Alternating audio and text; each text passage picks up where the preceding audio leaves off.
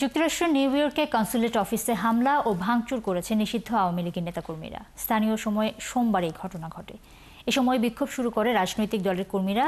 বিক্ষোভ চলাকালীন তারা স্লোগান দিতে থাকে এবং কনসুলেটের দরজায় ধাক্কাধাক্কি করে। পরে পুলিশ এসে পরিস্থিতি নিয়ন্ত্রণে আনে। এদিকে মেক্সিকোয় বাংলাদেশের রাষ্ট্রদূত মুশকিলুল ফজল আনসারি তার ফেসবুক আইডিতে বিষয়টি নিশ্চিত করে এই ঘটনা নিন্দা জানিয়েছেন। তদন্ত করে আইনানুগ ব্যবস্থা গ্রহণ করা জরুরি বলেও মনে করেন তিনি। যুক্তরাষ্ট্র এ বিষয়ে ব্যবস্থা নেবে বলে আশা প্রকাশ করেছে আনসারি। জেনেভা কনভেনশন অনুযায়ী স্বাগতিক দেশকে ওই দেশে অবস্থিত সকল মিশনে নিরাপত্তা নিশ্চিত করতে হয়।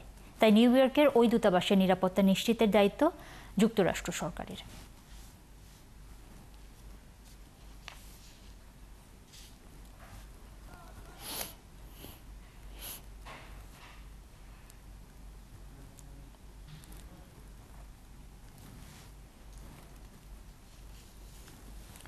এ বিষয়ে আরও জানাতে আমাদের সাথে যুক্তরাষ্ট্র থেকে যুক্ত হচ্ছেন সহকর্মী তোফাজ্জল লিটন। লিটন, আমরা যতটুকু জানতে পেরেছি এই হামলা সোমবার, স্থানীয় সময় সোমবার ঘটেছে। কেন আসলে এই হামলা করেছে নিষিদ্ধ দলটি, এই বিষয়ে কি কর্তৃপক্ষ কোনো কিছু বলেছে কিনা, এবং সেখানকার সার্বিক অবস্থা এখন কেমন, কি নিরাপত্তা বাহিনী কি বলছে, সব মিলিয়ে বিস্তারিত যদি বলেন। ধন্যবাদ নুসরাত। আপনি জানেন যে মাহফুজ অর্থাৎ বাংলাদেশের অন্তর্বর্তীকালীন সরকারের তথ্য সম্প্রচার উপদেষ্টা নিউ ইয়র্কে এসেছেন রাষ্ট্রীয় সফরে।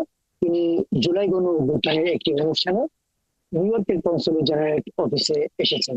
তো সেই খবর নিষিদ্ধ ঘোষিত আওয়ামী লীগের কাছে পৌঁছানোর পরে তারা বিকাল থেকেই সেখানে জড়ো হতে থাকে এবং বিক্ষোভ প্রদর্শন করে। যখন মাহফুজ অনুষ্ঠানের কাছাকাছি আসেন তখন তারা শারীরিকভাবে তার উপর আক্রমণ করার চেষ্টা করে এবং তার উপর ডিম ছোড়ে।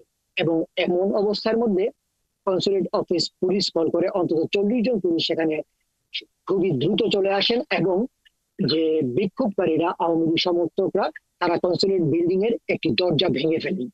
সো এই পরিস্থিতির ভিতরে যখন অনুষ্ঠান চলতে থাকে, অনুষ্ঠান প্রায় রাত 10টা পর্যন্ত ছিলেন মাহফুজ অর্থাৎ উপদেষ্টা। তিনি এখানকার অভিবাসীদের নানান প্রশ্নের উত্তর দিয়েছেন এবং অধিবেশনে তার উপর খুশি।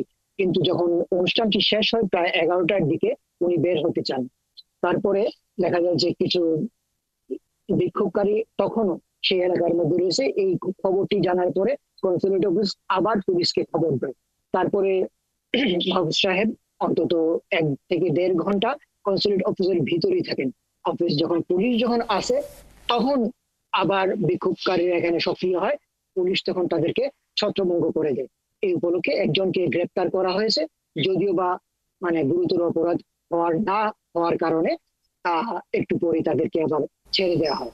তো ঘটনাটি এখনো তদন্ত সাপেক্ষে রয়েছে যে তারা এবং কিভাবে কেন ঘটনা হয়েছে। মূলত সংশ্লিষ্টরা বলছেন যে মাহফুজ এবং ডক্টর ইউনূস বিরোধী কর্মকাণ্ডের জন্য তারা এই হামলাটি চালিয়েছে।